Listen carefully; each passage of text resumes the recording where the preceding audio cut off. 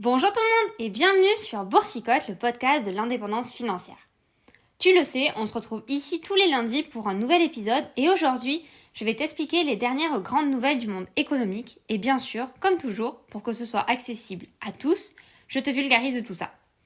Mais avant ça, moi c'est Luna, je suis infirmière et investisseuse depuis plus de 5 ans et je te partage ma passion pour le mode de la finance. Entre développement personnel, mindset, interview et actu du monde, ici, tout est accessible. La grande nouvelle du moment, c'est la baisse de 25 points de base pour la BCE ce jeudi. Pas de panique, je t'explique. La BCE, c'est la Banque Centrale Européenne. Elle est dirigée par notre ancienne ministre de l'économie, Christine Lagarde. La BCE a un rôle ultra important. Elle définit les grands axes de la politique monétaire dans la zone euro. C'est elle qui essaie de maintenir ton pouvoir d'achat, qui contrôle ta banque et surtout qui essaie de gérer au mieux l'inflation. Son but, c'est de la contenir autour des 2%. Et pour cela, elle a plusieurs techniques. Je ne veux pas te noyer dans trop de blabla, alors concentrons-nous sur l'essentiel, cette baisse de 25 points. Tu le sais maintenant, l'inflation tend à être derrière nous. La BCE avait pris des mesures pour lutter contre cette inflation.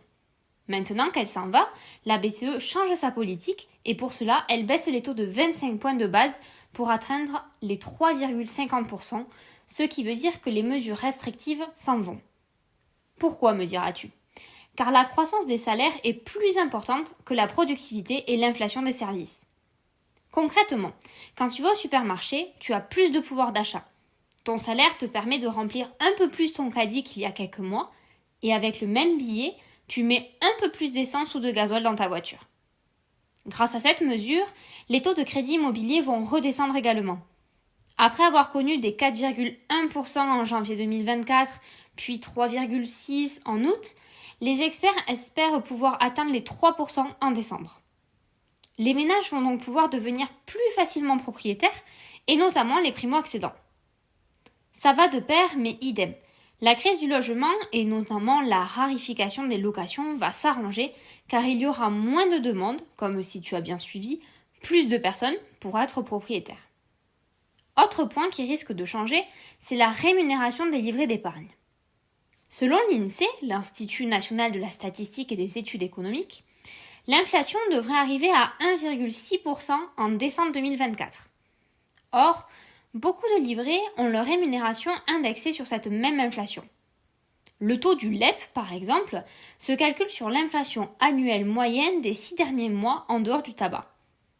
Le changement aura donc lieu en février 2025 et se calculera sur les taux d'inflation de juillet à décembre 2024. Idem pour le livret A ou le LDDS qui ont leurs taux eux aussi indexés. De ce fait, attends-toi à avoir une annonce de baisse des taux d'intérêt de tes livrets courant février 2025. D'ailleurs, j'ai appris qu'un nouveau livret venait d'être mis sur le marché par l'État et le petit nouveau s'appelle le PAC, P-E-A-C. C'est l'acronyme du Plan Épargne Avenir Climat. Il concerne les moins de 21 ans résidant en France. Lui, il fonctionne comme le PEA. On peut investir jusqu'à ses 30 ans en actions ou obligations avec un plafond de 22 950 €.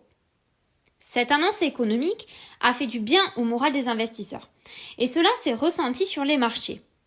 Le S&P 500, qui est l'indice qui suit les 500 plus grosses entreprises américaines cotées en bourse, a pris 0,75% en une journée.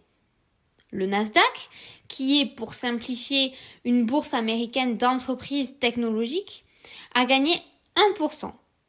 Et le Dow Jones, qui est le plus vieil indice boursier du monde et qui suit les 30 plus grosses entreprises cotées aux États-Unis, a pris 0,88% sur la même journée. Tu vois donc, comme souvent, qu'une seule annonce peut souvent faire changer les marchés. J'en profite pour te le rappeler, car l'occasion est bien évidemment trop belle. Il est important de maîtriser tes émotions avant d'investir afin de ne pas laisser influencer par les variations. La méthode DCA, c'est-à-dire investir la même somme d'argent à des moments récurrents, par exemple 10 € tous les mois, permet de lisser le risque que beaucoup assimilent à la bourse. Tu te dois de connaître ta stratégie avant d'investir et surtout d'avoir une épargne de précaution pour couvrir tes imprévus. Un investisseur doit connaître les livrets avant de s'intéresser à l'analyse d'une société en profondeur. Je clôt cette parenthèse et pour revenir à nos moutons, sache que la Fed, alias la Réserve fédérale, qui est en fait la banque centrale américaine, doit se réunir dans 2 jours, le 17 et 18 septembre. Nombreux sont ceux qui pensent que la Fed suivra et adoptera des mesures financières semblables à la BCE, car l'inflation américaine est elle aussi en train de chuter et se retrouve actuellement à 2,5%. J'espère que j'ai pu t'éclairer pour ces nouvelles réjouissantes. En tout cas, de mon côté, c'est toujours un plaisir de partager avec toi autour du monde de l'argent. J'espère que cet épisode t'a plu. Si c'est le cas, je te laisse mettre 5 étoiles et ou un commentaire et un like sur cet épisode afin d'aider Boursicotte à être mieux référencé. Et je te retrouve dès maintenant sur un autre épisode ou lundi prochain pour un nouveau. D'ici là, je te fais des bisous et bon courage à toi.